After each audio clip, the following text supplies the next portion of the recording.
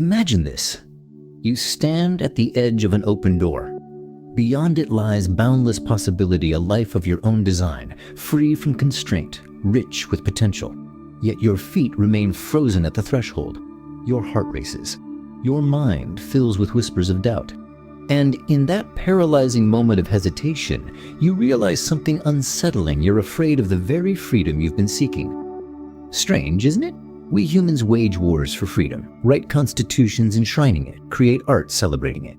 We speak of freedom as our birthright, our highest aspiration. Yet when genuine freedom arrives, not the theoretical kind, but the raw, unfiltered freedom to truly choose, we often retreat from its presence. Why do we flinch when facing the very thing we claim to desire most? What invisible force pulls us back toward familiar constraints when liberation stands before us, arms wide open? Consider the colleague who complains endlessly about their job but never updates their resume. The friend trapped in a toxic relationship who can't bring themselves to leave. The artist who dreams of creating but never makes time to begin.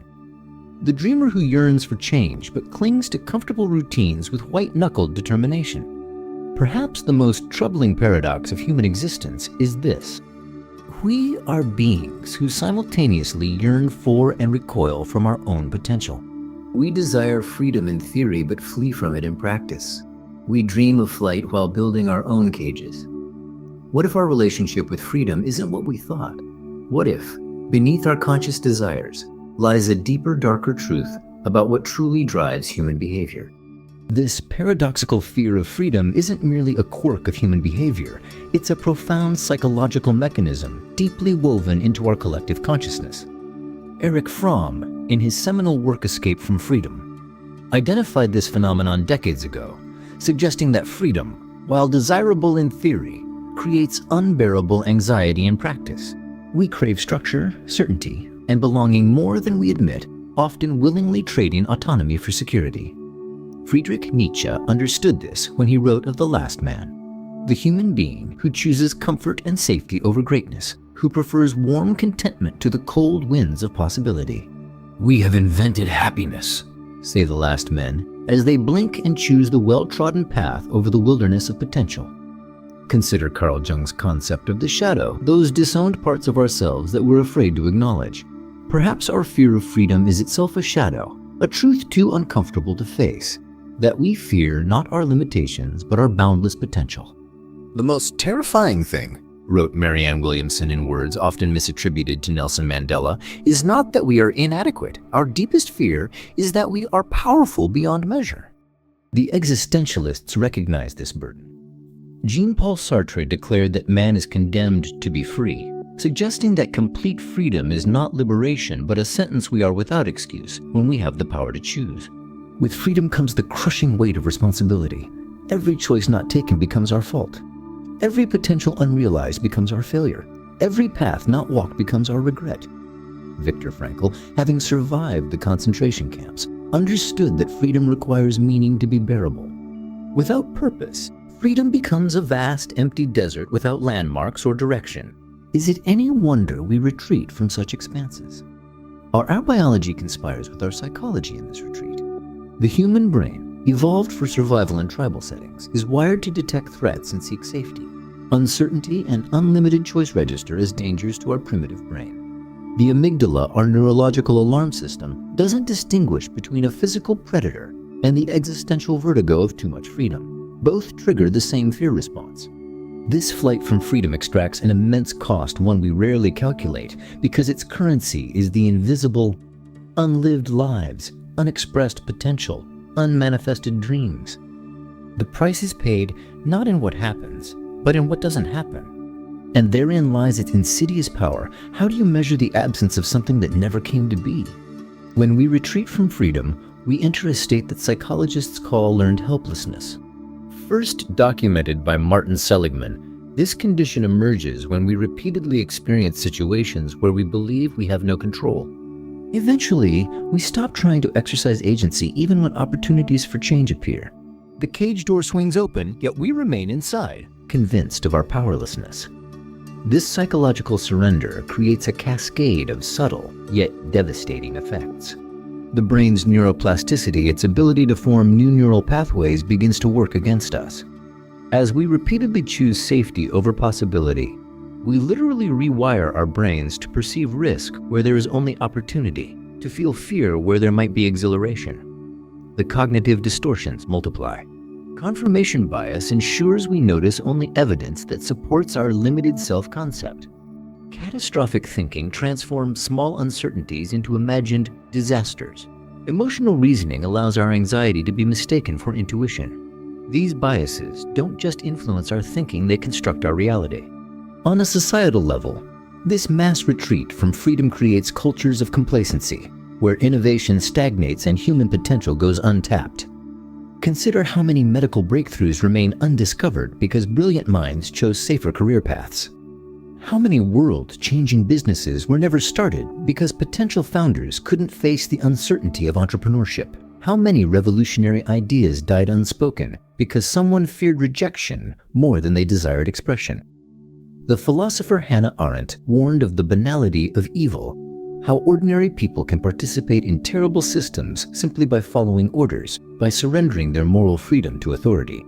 But perhaps there's also a banality of waste, how ordinary people surrender their potential through small, daily abdications of freedom, through the cumulative effect of choosing comfort over growth. This waste isn't merely individual, it's intergenerational. Children learn not from what we say, but from what we do. When they witness our surrender to safety, our flight from freedom, they inherit our limitations.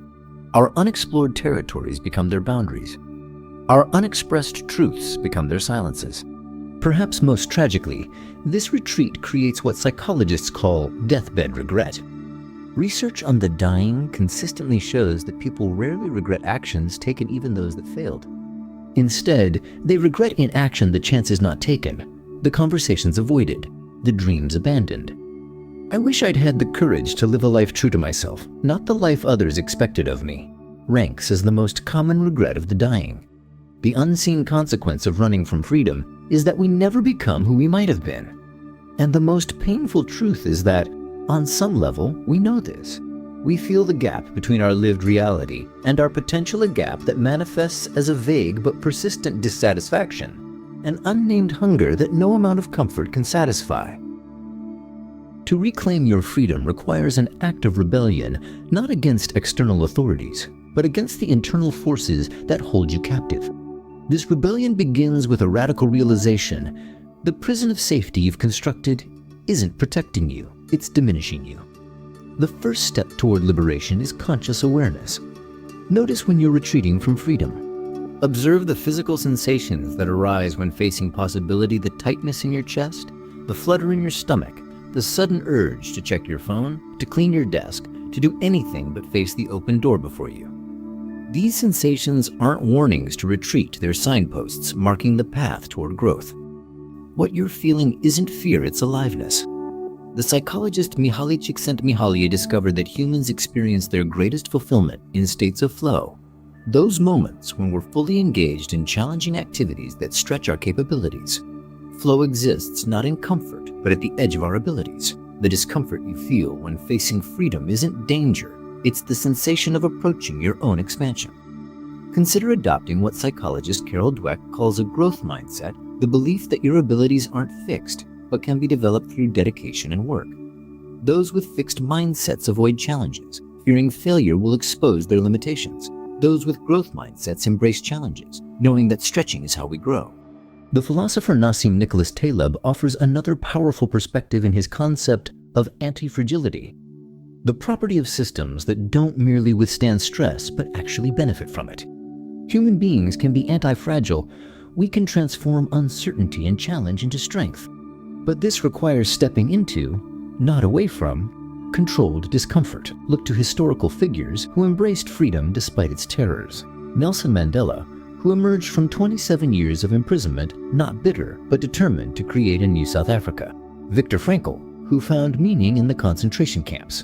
Malala Yousafzai, who faced would-be assassins to defend education for girls. Their lives testify to an essential truth: our capacity to bear freedom is greater than we imagine. Start small. Freedom, like any muscle, strengthens with use. Begin with tiny rebellions against your own limitations. Say no to one obligation that doesn't serve you. Express one opinion you've been hiding. Create for 15 minutes without worrying about results. Each small act of freedom builds your capacity for larger ones. Surround yourself with freedom seekers. Humans are social creatures. We calibrate our courage against those around us. Find people who push against boundaries, who choose growth over comfort, who remind you of your capacity rather than your limitations. Embrace the philosophy of existentialism not as abstract theory, but as practical wisdom. You are defined not by what happens to you, but by what you do with what happens to you. Your past choices have shaped who you are today, but they don't determine who you can become tomorrow. At any moment, you can choose differently. Remember that freedom isn't the absence of fear, it's action in the face of fear. The most liberated human beings aren't those who feel no anxiety, but those who've learned to move forward alongside their anxiety, who've befriended their fear rather than being dominated by it. Freedom isn't found in perfect certainty or absolute security.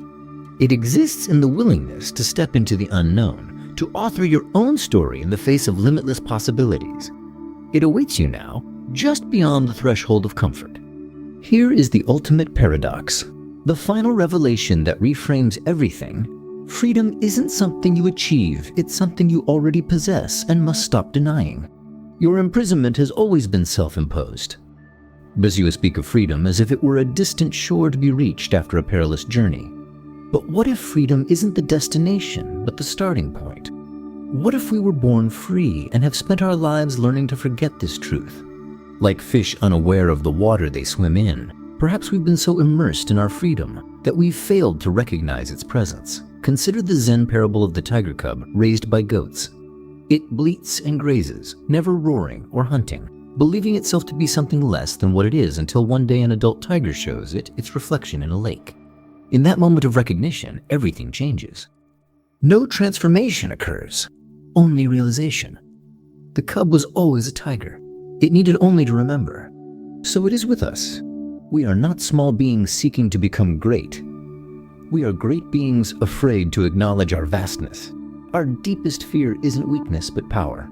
Our most profound anxiety isn't that we lack freedom, but that we possess it in such measure that its implications overwhelm us. This is why dictators throughout history have understood something crucial about human psychology. People often don't need to be imprisoned, they simply need to be convinced they're already not free. The most effective chains are invisible, psychological, self-administered. Ancient wisdom traditions have long recognized this truth. The Buddha taught that our suffering stems not from external constraints, but from internal attachments. Jesus spoke of truth that will set you free, suggesting that bondage is a state of misunderstanding rather than external circumstance. The Bhagavad Gita describes the liberated state as one where we act without being bound by the fruits of our actions. Modern neuroscience confirms what these traditions intuited.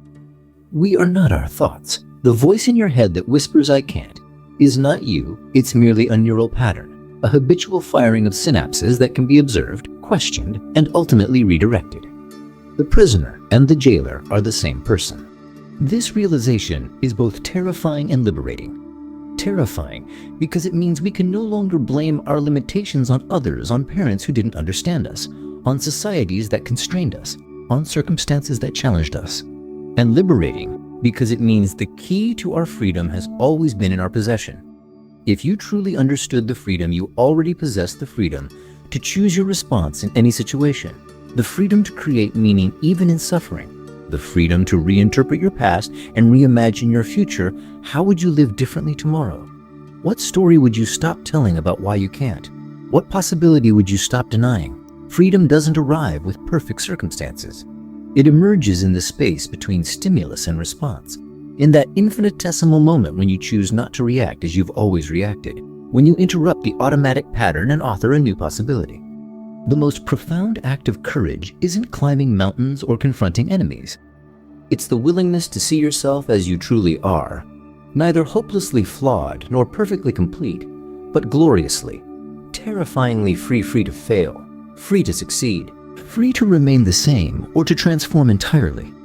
This is the great gamble of human existence, That in embracing our freedom with all its uncertainty, responsibility, and potential for both failure and transcendence, we might discover not just what we can do, but who we truly are. So ask yourself, what if you stopped waiting for permission to be free? What if you recognize that the door has never been locked, that the boundaries you perceive are largely self-imposed? What if freedom isn't something you achieve, but something you acknowledge? Perhaps then you would understand what the great philosophers, spiritual teachers, and revolutionaries have always known, that true freedom isn't found in the absence of constraints, but in the presence of choice. That even in circumstances that limit your external options, your internal freedom to choose your attitude, to find meaning, to respond with dignity remains inviolable. This is the ultimate truth, hidden in plain sight. You are already free. You have always been free. Your task isn't to attain freedom, but to live as if you finally understood this fact. In that lived understanding lies not just liberation, but the profound responsibility that comes with recognizing that your life is, and has always been, your own creation. Now, standing again at that threshold, seeing the open door and the boundless possibilities beyond, perhaps you'll recognize that the barrier was never the door, but your perception of it. And with that recognition, you might take the step you've always been free to take into the fullness of who you are and who you might become.